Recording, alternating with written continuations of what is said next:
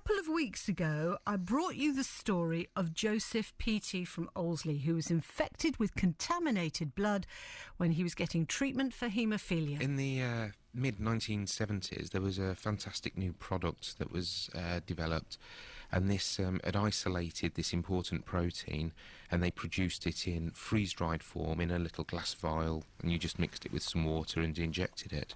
With development, I was able to receive a product very akin to just Factor VIII, and because it was a very lucrative market when it first was developed, a lot of product was required. Now, our government didn't respond. They were either short-sighted, or you could say they mismanaged this introduction of this new product. There was a high demand, and they hadn't got the facilities in this country, and they didn't develop them fast enough, so that they had to import a lot of treatment from America, and they didn't have as stringent controls over where that treatment came from, so they sourced the blood that goes into making it from people like convicts, Skid Row donors, prostitutes, drug users, and of course they pay them, so they're going to keep coming back. The blood that was infected got into the treatment process, and I received hepatitis and then HIV through this treatment. And you know, Joseph was just 16 years old when that happened. He's now 44 and was one of just under 5,000 people who were infected by contaminated blood in the late 70s and early 80s. On the 14th of October this year, Joseph and around 100 other campaigners went to the Houses of Parliament to listen to a debate they had waited 25 years to hear, after which they hoped there would be a call on the government to apologise to all those affected by the contaminated blood. Never mind compensation. They didn't get the result they wanted, and last week the Tainted Blood campaign sent a letter directly to the Prime Minister, David Cameron. Sue Threakall from the campaign can tell us what it said, because she joins me now. Sue, good morning. Morning, Annie. Good morning. Clearly you must have been very disappointed from that debate and what went on in government back in October. Oh, yeah, I mean, people were absolutely shell-shocked and shattered, you know. We saw a lot of grown men, grown women cry that day. I wasn't actually surprised myself, I have to be honest, because we'd seen the emotion for the debate a day or so before, and we had desperately tried to get a couple of things altered because we didn't think it would go through. What we didn't anticipate was that the government would put in a last-minute amendment to the motion, which effectively threw out the whole of the original motion for the debate. What's the problem with the first three words? Yeah, Sue, come on to that in a sec. What is the problem with the government saying sorry to the 5,000 people that received contaminated blood, sorry to the 5,000 people who got Hep C or who got HIV? What's the problem? I don't know. It seems to kind of stick in their throat, you know. I think they are probably scared that by saying sorry, they will be admitting liability. So then, if they say sorry, they'd have to pay compensation? Perhaps that's the way their minds work, I'm not entirely sure, but I know that, for me, sorry's only ever worth something if it's a genuine sorry, but for a lot of people, they need to hear that apology. Even I have to say, sitting in the house that day, thought, yeah, I really want to hear them say they are genuinely sorry for what happened. It doesn't take a lot. You lost your husband, Bob, after he was infected by a treatment similar to Joseph's that we heard earlier. When did you lose him? He died in 1991. 1991, and you are still campaigning for an apology even now? Well, we actually started campaigning in 1985. How did it affect him? What, physically or...? Physically and mentally, I guess. Well, physically, he kind of struggled along in the early days. The worst aspect, I have to say, in the early days was the emotional impact, because at that time when he found out he was HIV positive, there was still an awful lot of stigma around. Yeah. To some extent, most of that has gone away today, I think. But those, who were infected in the early days suffered horrendously from stigma. You know, we had people, fortunately we weren't one of them, but we did have people who had slogans daubed on their doors and cars' windows smashed and had to move house and all this sort of thing. So it really was pretty awful. I mean, you say that quite lightly, but that must have been just an appalling thing to go through. And also, you married in 81, you had a son in 1983, and you found out in 1985 as a result of the treatment he was HIV positive. We did, and at that time we were actually trying for a second baby, and there was a huge delay, months and months, between when the hospital knew that Bob was HIV positive and when he was told he was HIV positive. And during that delay, obviously, he could have infected me. Fortunately, he didn't. But a lot of widows, a lot of wives and partners, rather, were actually infected by their husbands because of similar delays. So hang on a minute. You're now saying that, out of these people who are still campaigning, wives and husbands are infected with HIV as a result of their partners being infected with HIV as a result of that contaminated blood? Yeah. I know one family who lost 3 sons, a daughter-in-law. I mean, how do you cope with that? Well, you don't, actually, because I found out recently that the mother, who was a strong woman, ended up having a heart attack and dying herself. So that family has lost 3 brothers, a daughter-in-law, the wives of one of the brothers. 5,000 people were, as we understand it, 5,000 people were infected one way or another. How many of those have now lost their fight for life? So a lot of them have lost it because of hepatitis C, and a lot of them have lost it because they're co-infected. This is where some of the confusion arises. Not everyone, most of the haemophiliacs, it's a very, very high rate, got infected with hepatitis C. And we're only just beginning to realise the impact of that, even on the co-infected people. I haven't got the exact figures to hand at the moment, but I think we've got less than 2,000 left overall. Yeah, I mean, this is just appalling, isn't it? It just, I know that you heard of the interview that I did with Joseph, and I've had a lot of communication from people who are in the very situation that you're describing. Tainted Blood is your action group now, and you've written to David Cameron. What have you said in that letter?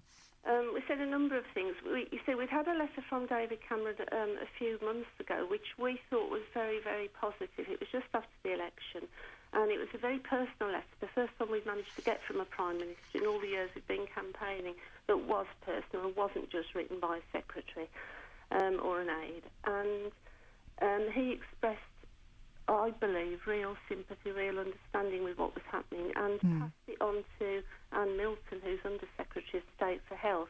And, of course, you know what happened after that. We wrote to David Cameron a couple of weeks ago. Yes, I've got a copy of the letter here in front of me. Basically trying to express to him how completely devastated and let down people felt. I mean, the shock was palpable in the House because for the first time ever, people really, truly believed that this government wanted to sort it and would sort it. We were part of the Liberal Democrat manifesto.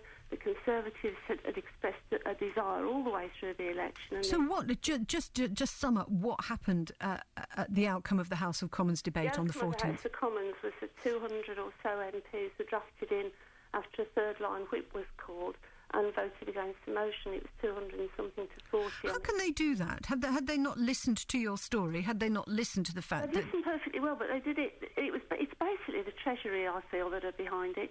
They are doing it purely and simply on the grounds of cost. And I wouldn't mind that quite so much if they could get their mathematics right, but they can't. Their estimated cost for sorting it out is way above the cost it should be, quite simply because they are using the wrong figures. I'm going to put this very... I'm running out of time, unfortunately, sir, but I know that people listening to this will go, hang on a minute, how can a whole group of people, 5,000 people, through no fault of their own, through their own medical condition, get medical contaminated blood, and as a result, not only do they have their problems with haemophilia, but they have their problems with hepatitis C and HIV as a result? How can anybody not accept that here's a group of people who have been done wrong, if you like? How can somebody, a member of Parliament or whoever, not hold their hand up and say, do you know what, these people have had a really, really tough time and none of it's their fault? I absolutely agree with what you're saying, but I think from the government's perspective, and certainly from the Treasury's perspective, they're looking at it purely from a financial point of view, and also the magnitude of the thing, as you're saying, is so huge. For them to own up to what really happened is quite a big thing. But you see, this government isn't implicated these people weren't around at the time. They're the ones that can sort. But they're the ones in power. They're the ones in government. They're the ones who have the power to do something about it. And they have to take responsibility for what happened in the past. We're not saying it was their fault. No. Where do you go from here? Where do we go from here? Well, we found out yesterday that there is another meeting that's being called on the 11th of November. That's to be held in Westminster Hall. It's been chaired by Anne Milton, the Under Secretary of State for Health, and it's open to all MPs and their constituents. From what we can understand, constituents can only go along if their MP supports them and goes with them. Right. On the surface of it, that is so that the MPs can put forward their points of view, or rather our points of view and questions and so on. I have a nasty suspicion that actually what it is the Department of Health, yet again, trying to convince the MPs that we're just a sort of whinging group of people who... Well, you're not a whinging group of people. You are people who, through no fault of your own, have been infected through other people's incompetence, whether it was in this government or in past governments. Absolutely. It has been incompetence. Now, I don't want to be cynical about this, but do you feel that this has now dragged on for, 20, 25 years? Yeah. That in that time, a fair, significant number of those people have now died. And I suppose you could argue and say, hang on a minute, if we prevaricate and hang on long enough, you'll all die. Problem solved. I wouldn't say that hasn't been said more than once a day, really. I'm absolutely certain that there are people in government who think, well, when they've all gone, at least, we won't have them to put up with anymore. But that isn't true, because we've now got friends taking it up. We've got the children of the original haemophiliacs who died taking up the cause. OK. It's going to go on. Sue, I must leave it there. We've run out of time. Keep in touch. Let me know what's happening. And I'd like to hear from you on what you think about that story. BBC Coventry and Warwickshire. If you have some thoughts on that story we kicked off with this morning, we're coming back to that campaign, because I just think it's an outrage that somebody who can be ill can receive drugs or blood that are contaminated and as a result get even worse conditions like HIV or hepatitis C. And in some cases, and in fact in thousands of cases, they've now lost their lives.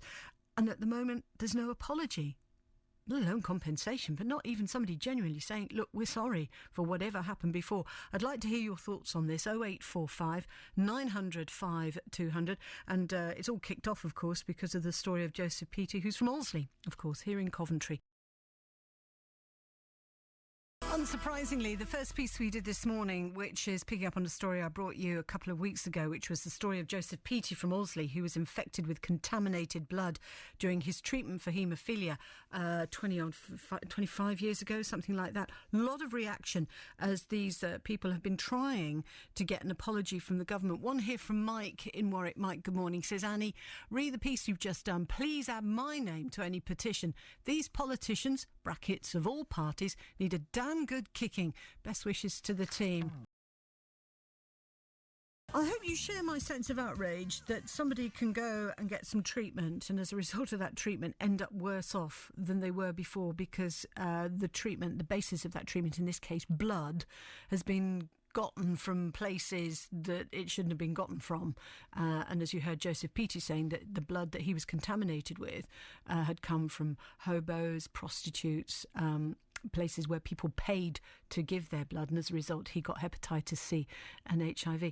And if nothing else, you'd have thought somebody would have had to be big enough to stand up and say, do you know what, we're really sorry. But of course I guess the issue is now that if you say you're sorry, then there may be a financial issue in that. I hope you feel my outrage on that. If you want to learn more about it, Tainted Blood is the name of the organisation.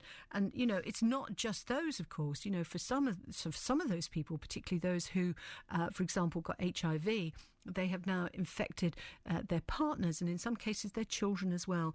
And a couple of thousand have already lost their lives as a result. We're not just talking about a very small handful of people, we're talking about thousands of people. So if you'd like to learn more about that, and I will be on that case, I shall continue to follow that story, and you'd like to comment, I'd like to hear your thoughts on it. 0845 900 5200, or text us on 81333, start your message with CW, or of course you can email me, annieonair@bbc.co.uk.